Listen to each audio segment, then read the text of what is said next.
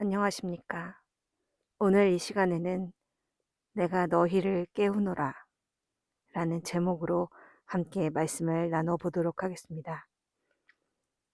요즘 우리나라에서 벌어지는 여러 사건들로 말미암아서 나라가 혼돈과 혼란 가운데 있는 것을 봅니다. 비상계엄과 수많은 탄핵, 현직 대통령 체포 시도 등 기존에 겪어보지 못한 상황들이 줄지어서 일어나고 있습니다.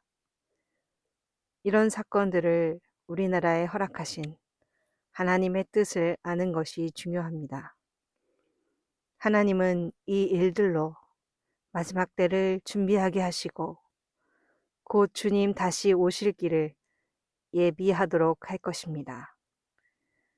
알곡과 가라지를 가르시고 슬기 있는 자와 미련한 자를 가르시는 준비 작업에 들어가신 것입니다. 마태복음 25장 1절로 13절 말씀입니다. 그때 천국은 마치 등을 들고 신랑을 맞으러 나간 10처녀와 같다 하리니 그 중에 5은 미련하고 5은 슬기 있는지라. 미련한 자들은 등을 가지되 기름을 가지지 아니하고 슬기 있는 자들은 그릇에 기름을 담아 등과 함께 가져갔더니 신랑이 더디 오므로 다 졸며 잘세.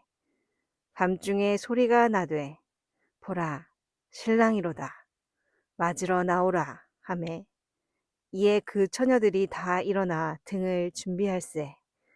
미련한 자들이 슬기 있는 자들에게 이르되 우리 등불이 꺼져가니 너희 기름을 좀 나눠 달라 하거늘 슬기 있는 자들이 대답하여 가로되 우리와 너희의 쓰기에 다 부족할까 하노니 차라리 파는 자들에게 가서 너희 쓸 것을 사라 하니 저희가 사러 간 동안에 신랑이 오므로 예비하였던 자들은 함께 혼인잔치에 들어가고 문은 닫힌지라. 아멘. 신랑을 맞으러 나간 10처녀 중 슬기 있는 자들과 미련한 자들이 모두 신랑이 더디 오므로 졸며 자고 있을 때 그 밤중에 신랑이로다 맞으러 나오라 라는 소리에 모두가 일어난다고 하였습니다. 즉 잠에서 모두 깨어나는 것입니다. 왜 깨우십니까? 신랑을 기다리는 자들을 모두 깨워서 그 중에 슬기 있는 자들과 미련한 자들을 나누고 슬기 있는 자들을 혼인잔치 자리에 맞아들이기 위함입니다. 깨운다는 것에 대해서 생각해 보십시오. 밤중에 깨우려면 큰 소리를 내거나 자는 사람의 몸을 흔들어야 합니다. 곧 평온하고 고요한 환경이 아니라 뭔가 시끄럽고 혼란스러운 환경이 되어야 한다는 것입니다. 하나님은 우리나라의 성도들을 깨우고 계십니다. 하나님의 자녀들은 지금 이 사태들 가운데 하나님이 역사하시고 일하시고 계심은 당연히 알 것입니다. 그리고 모두가 깨어나고 있습니다. 문제는 내가 과연 예비된 슬기 있는 자인지 예비하지 못한 미련한 자인지입니다. 슬기 있는 자는 캄캄한 밤에 등불을 켤 것이고 미련한 자는 등불을 켜지 못한 채 신랑을 맞이하지 못할 것입니다. 11절로 13절 말씀. 그 후에 남은 처녀들이 와서 가로되 주여 주여 우리에게 열어주소서. 대답하여 가로되 진실로 너희에게 이르노니 내가 너희를 알지 못하노라 하였느니라.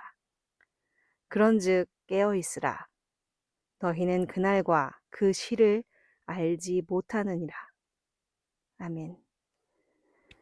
나중에 등불을 켜고 온 미련한 자들은 닫힌 문을 보면서 주여 주여 우리에게 열어주소서 라고 하지만 신랑은 내가 너희를 알지 못한다고 합니다. 이들은 신랑을 주라고 부르며 기다렸지만 신랑은 그들을 몰랐다는 것입니다. 하나님으로 정화되고 채워진 마음을 소유해야 합니다. 내가 하나님을 움직이려 하는 게 아니라 하나님이 나를 움직이실 수 있을 때, 내가 오직 그분으로 살 때 하나님이 나를 아신다고 하시면서 맞아주실 것입니다. 그리고 이 비유의 말씀 끝에 예수님은 그런즉 깨어 있으라 라고 하십니다. 여기서 깨어 있으라고 하는 것은 예비하고 있으라는 뜻입니다. 예비하고 있을 때 갑자기 그날과 그 시가 닥칠 것이고 그때의 신랑이로다 하는 소리에 잠에서 깨어난 자들이 예비된 자와 예비되지 못한 자로 나뉘는 타작 사건이 이루어집니다. 예비된 자, 곧 알곡은 모아 곡간에 들여질 것이며 쭉정이는 타작이 될 때 바람에 날려 날아가 버릴 것입니다. 하늘 곡간에 들어갈 수가 없습니다.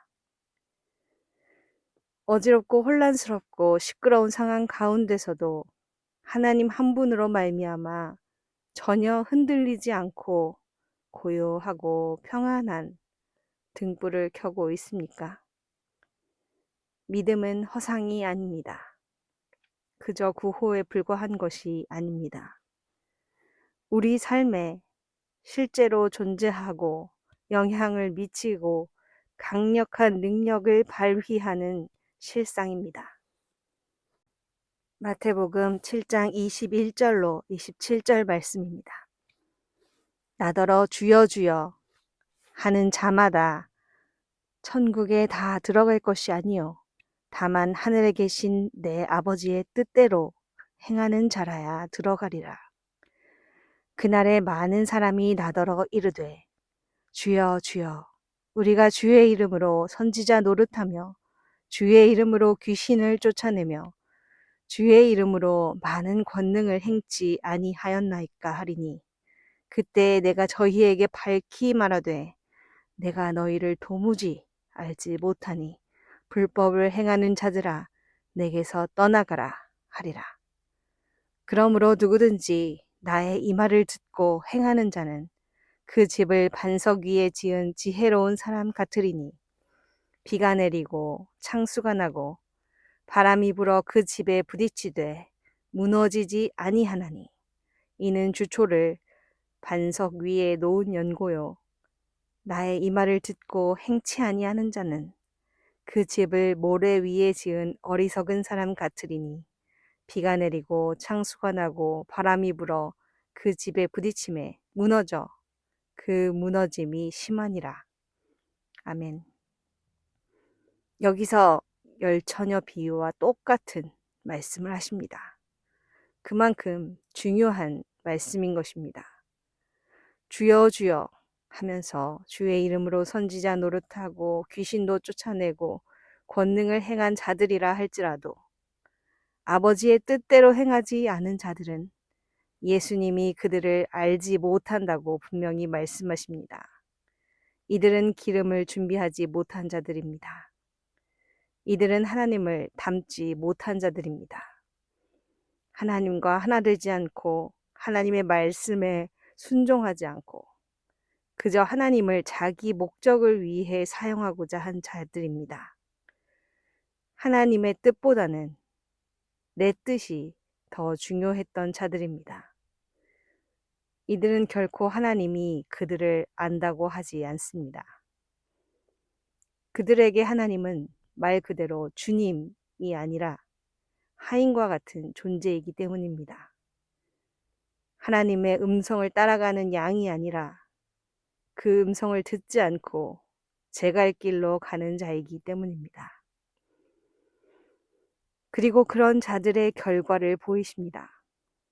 비가 내리고 창수가 나고 바람이 불어오는 바로 그때에 무너지지 않고 흔들리지 않고 든든히 서 있는 자인지 아니면 무너져서 무너짐이 심한 자인지 그때에 바로 판가름이 납니다.